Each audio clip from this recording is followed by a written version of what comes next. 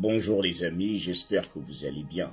Les amis, aujourd'hui, nous allons parler des différentes questions euh, que peut vous poser un employeur pour qu'il vous embauche ici aux États-Unis. Il va vous poser des questions par rapport à son domaine. Et je rappelle ici que c'est une petite interview avant la grande interview qui se passera à l'ambassade. Mais vous allez d'abord être interviewé par l'employeur parce que bien avant que vous ne partiez à l'ambassade, vous avez besoin qu'il confirme, qu'il décide de vous embaucher dans son entreprise. Donc, il va vous poser certaines petites questions pour voir s'il peut prendre le risque de vous accompagner dans le processus. Alors, la toute première question qu'il pourrait vous poser, c'est comment avez-vous su par rapport à notre entreprise? Qui vous a informé qu'on existait? Comment vous avez su par rapport à notre entreprise? Alors, dans cette question, on veut demander comment tu as su que cette entreprise existait. Est-ce que tu as fait des recherches? Est-ce que quelqu'un t'a parlé de cela? Est-ce que tu as vu à la télé? Donc, le moyen que tu as utilisé pour savoir, pour tomber sur eux, pour tomber sur leur entreprise, comment tu as su qu'ils existaient? Alors, l'autre question, c'est pas une question, mais c'est juste, on pourrait vous demander, il peut te demander de lui parler de toi. Parle-moi un peu de toi. Alors, dans cette option, on voudrait que tu parles de tes qualités, que tu parles de tes hobbies, que tu parles de tes différentes expériences. Alors, quelles sont les qualités que tu as? Qu'est-ce que tu sais faire par rapport à son domaine, par exemple? Est-ce que tu sais faire quelque chose? Est-ce que tu as déjà eu une expérience par rapport à son domaine? S'il est dans le domaine du restaurant, de la restauration, il a un restaurant, il veut savoir ce que tu sais du restaurant. Est-ce que tu as une petite expérience? Est-ce que tu as quelques prérequis par rapport à cela? Donc, tu lui en fais part.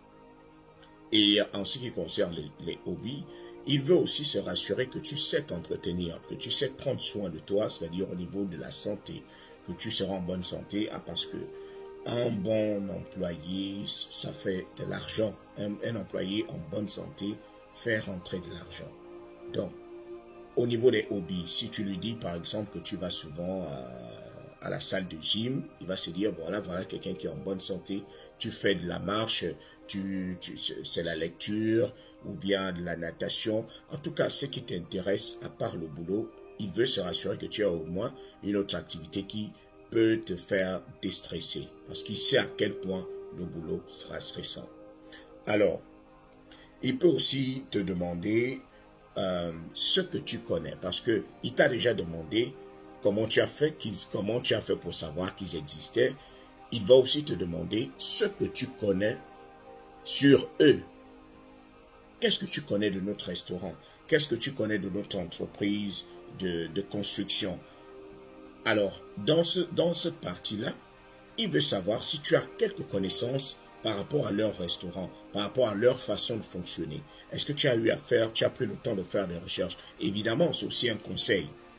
N'allez pas à une interview, n'allez pas vous faire interviewer sans vous rassurer que celui qui va vous interviewer, vous avez des connaissances par rapport à son entreprise. Faites des recherches. Montrez-lui que vous êtes réellement intéressé par son entreprise. N'allez pas de but en blanc comme ça. En tout cas, pas grand-chose. Je vais venir découvrir. Non. Il veut se rassurer que tu as pris ton temps pour le choisir parmi tant d'autres. C'est lui que tu as choisi. Et si tu l'as choisi, tu as regardé certains critères qui t'ont intéressé. Donc, lorsqu'il te demande ce que tu sais d'eux ou de son entreprise, il veut savoir s'il a de l'importance. Si parmi tant d'autres, tu as fait un choix judicieux. Tu t'es dit, je prends telle ou telle entreprise, je choisis tel ou tel restaurant parce que, peut-être parce qu'ils traitent bien leurs employés. Qu'est-ce que tu connais de nous? Oh, je sais que vous avez par exemple 12 restaurants dans tous les États-Unis. Vos restaurants ils sont prospères. Vous avez créé votre premier restaurant. En fait, tu lui montres un peu la petite connaissance que tu as sur son entreprise, par exemple. Donc, c'est très, très important. Et l'autre question, c'est dis-moi pourquoi tu veux travailler chez nous. Alors, dans cette partie-là, montre-lui pourquoi tu veux travailler chez lui, pourquoi c'est chez lui que tu veux travailler. Alors, tu donnes ton point de vue, tu dis non, je suis intéressé par votre façon de travailler, je suis allé un peu sur votre site, j'ai lu les commentaires, les témoignages de plusieurs de vos employés qui sont venus vous faire des éloges, qui sont venus faire des éloges à votre entreprise, montrant qu'ils sont très bien traités, qu'ils suivent bien une bonne carrière. Lorsqu'ils entrent, ils sont bien traités avec un certain contrat, tout est respecté à la lettre, par exemple. Ça, c'est juste un exemple. Pour lui montrer pourquoi tu es intéressé, pourquoi c'est lui que tu as choisi.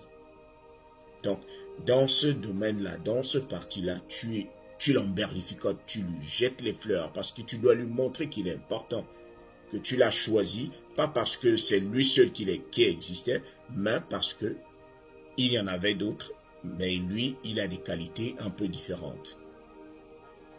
Donc, c'est un peu cela. Et l'autre partie, c'est quoi? Il peut te demander de lui dire comment tu peux résoudre un problème dans son entreprise, par exemple, dans son restaurant. Imagine un client qui vient, qui commence à crier parce que sa nourriture a été mal préparée. Et c'est toi le responsable. Sa nourriture a été mal préparée, il est en train de crier, il est fâché. Quel peut être ton comportement? Alors, toi, tu peux lui dire, ça c'est mon expérience quand j'étais dans le domaine. Lorsqu'un client se plaint de la nourriture, tu arrives, premièrement, tu l'écoutes. Deuxièmement, tu t'excuses. Tu dis, je suis désolé. Troisièmement, tu lui dis de te dire ce qu'il reproche à la nourriture pour que, si tu dois refaire sa commande, que tu saches quoi éviter dans sa nouvelle commande. Et pendant qu'il attend, quand tu as lancé sa nouvelle commande, pendant qu'il attend, tu peux lui offrir un jus juste pour patienter, pour ne pas trop s'énerver, pour ne pas contaminer les autres clients. Et l'employeur peut aussi te demander comment tu peux, si tu travailles chez lui et que tu es en désaccord avec lui, quel peut être ton comportement pour lui montrer que tu es en désaccord? Est-ce que tu vas rentrer en grève violente? Est-ce que tu vas crier? Est-ce que tu vas contaminer les autres employés? Quel peut être ton comportement? Il arrive. C'est pas forcé, c'est pas obligatoire, mais il peut arriver qu'un employeur vous demande cela parce que moi, ça m'était arrivé, on m'avait posé cette question que comment, lorsque tu es en désaccord avec ton employeur, de quelle manière rentres-tu en grève? Et moi, je m'étais inspiré d'une expérience japonaise. Je leur avais dit lorsque j'avais fait des recherches quelque part et j'étais tombé sur une grève au Japon dans une entreprise. Lorsque les employés n'étaient pas d'accord avec leur employeur, ils avaient juste attaché un tissu sur la tête. Tous les employés avaient un tissu sur la tête et lorsque l'employeur était arrivé, il avait remarqué que tout le monde avait ce tissu-là et il avait appelé le responsable pour parler. Donc c'est un peu ça. Et je leur avais dit non. Au lieu que ma grève soit violente, je vais montrer un signe pour montrer que je suis en désaccord pour qu'on communique. Et j'avais été embauché. Donc, il peut arriver qu'on vous pose cette question-là. Il peut aussi arriver qu'on ne le fasse pas. Donc, soyez au moins... Alors, il peut aussi te demander quelles sont tes forces. Quels sont tes atouts. Quels sont tes points forts. Dans ce parti, tu lui sors tes points forts, ce que tu sais faire. Dis-lui que tu es quelqu'un qui sait travailler en équipe. Dis-lui que tu es quelqu'un qui ne se plaint pas trop. Quelqu'un qui sait résoudre des problèmes au lieu de se plaindre. Si tu trouves qu'il y a un problème, pendant que les autres se plaignent, toi tu cherches d'abord à résoudre le problème avant de te plaindre.